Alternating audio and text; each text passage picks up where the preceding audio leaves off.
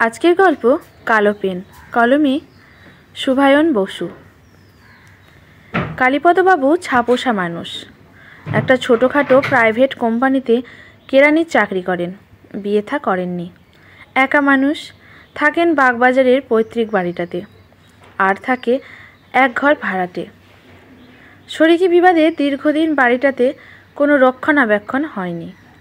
শুধু একটা দিক কোনো মতে এখনও টিকে আছে। ওনার শখের মধ্যে শুধু পুরনো গ্রামাফোন রেকর্ড সংগ্রহ করা। খুঁজে পেতে নানা পুরনো রেকর্ড কিনে আনেন ওয়ালিংটন, সদর স্ট্রিট বা ফ্রি স্কুল ট্রিস্ট থেকে। দিনান্তে বাবার আমলের পুরনো রেকর্ড প্লেয়ারটায় সেসবই চানান। ভীমসেন যোশী, পাহাড়ি ছান্নাল, গীতা দত্ত, পিট সিডার বা পালুস্করের গান তাকে নিয়ে যায় কোনো না পাওয়া স্বর্গরাজ্যে। আজ মাসের প্রথম দিন। মাইনে পেয়েই কালীপদবাবু ঠিক করলেন লেলিন সরণিতে একবার ঢু মারবেন জামাল উদ্দিনের দোকানে। যদি কিছু মণিমুক্ত পাওয়া যায় কম দামে। 2-3 হাজার টাকা খরচা করে দুর্লভ অ্যান্টিক রেকর্ড কেনার সামর্থ্য তার নেই, তবু চোখে দেখা। গিয়ে দেখেন জামালের দোকান সেদিন বন্ধ। ওরও বাপ ঠাকুরদার ব্যবসা। আজকাল বিক্রিপাটা প্রায় নেই বললেই চলে। সব পেনড্রাইভ, মোবাইল আর ইউটিউবের যুগ। তবুও কী যে মায়া ভালোবাসায় জড়িয়ে আছে পুরনো দিনের স্মৃতি ঘিরে, ওই জানে। আর জানেন কালীপদবাবু। যা হোক, চলেই যাচ্ছিলেন। হঠাৎ একটা ফ্যান্সি আইটেমের দোকানে চোখ পড়ল রাস্তায়। কত সুন্দর সুন্দর ঘড়ি, showpiece, cigarette case, torch, lighter, নানা রকম বিদেশি জিনিস থরে থরে সাজানো। দেখে বেশ লোভ লেগে গেল কালীপদবাবুর। একটা পেনের দিকে তার নজর পড়ল। হাতে নিয়ে বেশ পছন্দ হলো। চকচকে কালো মেটালিক ফিনিশ, সঙ্গে গোল্ডেন টিপ আর হ্যান্ডেল। কিন্তু যেখানে চোখ আটকে গেল সেটা আর কিছুই নয়, কালোর ওপর গোল্ডেন কালারে খোদাই করা ইংরেজিতে কালী নামটা। তার নামের সঙ্গে তো বেশ মিলে যাচ্ছে। হতে পারে কোম্পানির নাম। দোকানিকে জিজ্ঞেস করতে বলল জাপানি পেন, 150 টাকা দাম। কিন্তু এই চকচকে কালো রঙের পেন আর কই স্বর্ণাক্ষরে লেখা কালীর মোহে ততক্ষণে পড়ে গেছেন কালীপদবাবু। দরদাম আর বেশি না করে পেনটি পকেটস্থ করলেন। মনটা তার বেশ প্রফুল্ল হয়ে গেল। এতদিনে মনের মতো একটা পেন পেলেন। এমন একটা মহার্ঘ জিনিস যে হঠাৎ করে এইভাবে হস্তগত হয়ে যাবে তা তিনি ভাবতেও পারেননি। ঠিক করলেন এবার থেকে এই পেনটাই সবসময় ব্যবহার করবেন। অফিসের কাজে হোক বা বাড়িতে শখের কবিতা লেখাতেই হোক। পাড়ায় ঢুকতেই হঠাৎ দেখা হয়ে গেল পুরনো বন্ধু অনুপের সঙ্গে। কিরে কালী, কোথায় গেছিলি? নিজেই এগিয়ে এসে কথা বলল অনুপ। একবার 5-5 টাকা ধার নিয়ে আর এ তল্লাটে মারায়নি অনুপ। কথাবার্তাও হয়নি দীর্ঘদিন। পথে ঘাটে 2-1 দেখা হলেও এড়িয়ে চলত। সেই অনুপই আজ নিজে এসে পকেট থেকে 500 টাকা ফেরত দিয়ে তো হেসে বলল, কিছু মনে করিস না রে ভাই, সেই কবে থেকে তোকে টাকাটা দেবো করেও দেওয়া হয়নি। না না, ঠিক আছে, আসিস একদিন বাড়িতে, বলে এগোলেন কালীপদবাবু। বাড়িতে ঢুকতে গিয়েই চমক, একটা বড়সড় খাম এসে পড়ে আছে। খুলে দেখেন সেই কবে একটা কবিতা পাঠিয়েছিলেন নামী পত্রিকায়। এতদিন কোনো খবরই ছিল না। ভেবেছিলেন হয়তো মনোনীত হয়নি।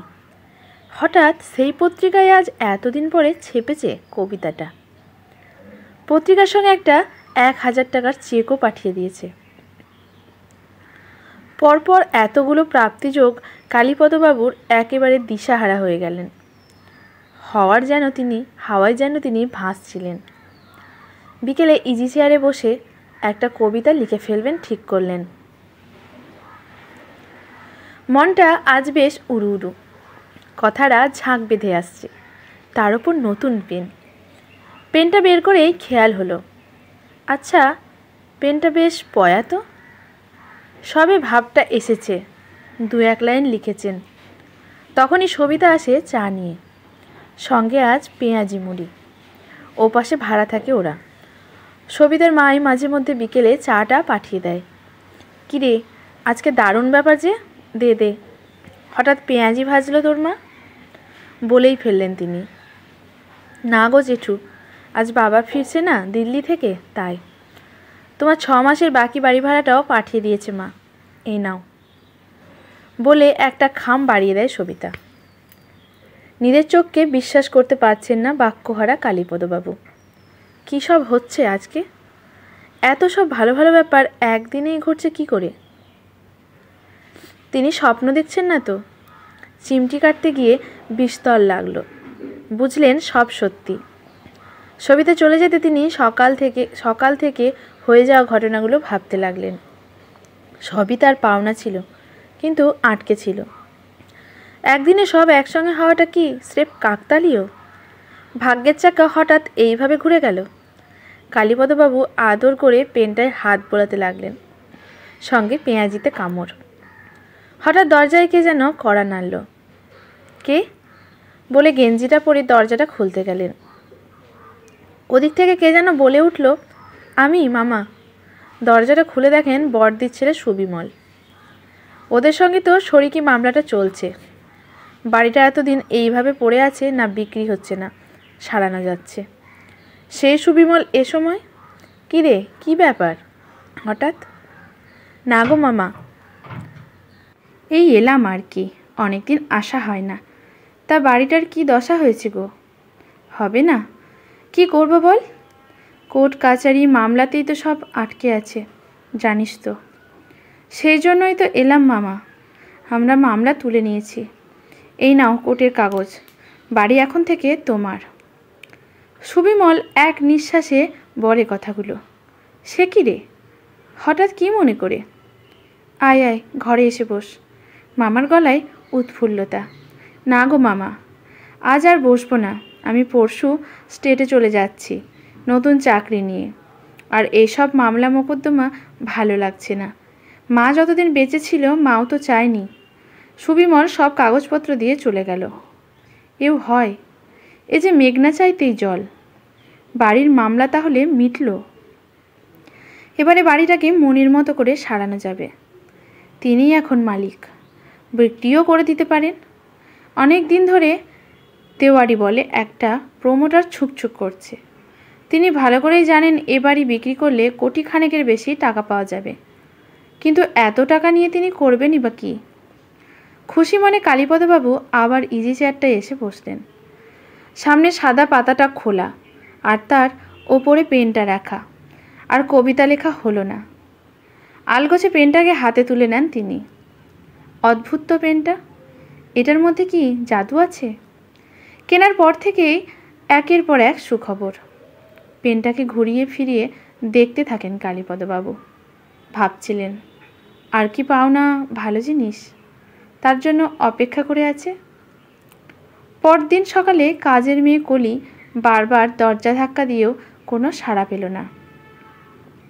একা থাকে মানুষটা। কি হলো?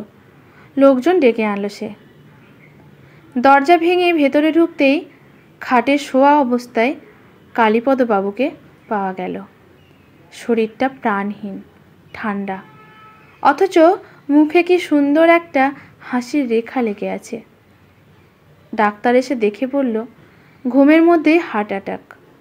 মৃত্যুকে যেন তিনি আলিঙ্গন করে নিয়েছেন খুশি মনে, হাসতে হাসতেই। ডান হাতে তখনও মুঠো করে কি একটা ধরা।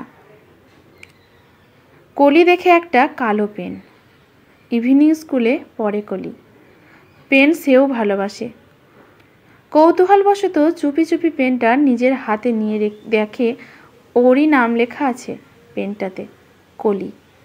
অদ্ভুত তো, লোভ সামলাতে পারে না কলি। এ মাসের মাইনেটা গেল। কলি প্লেনটা ব্লাউজে গুজে বিলাপ করে কেঁদে ওঠে।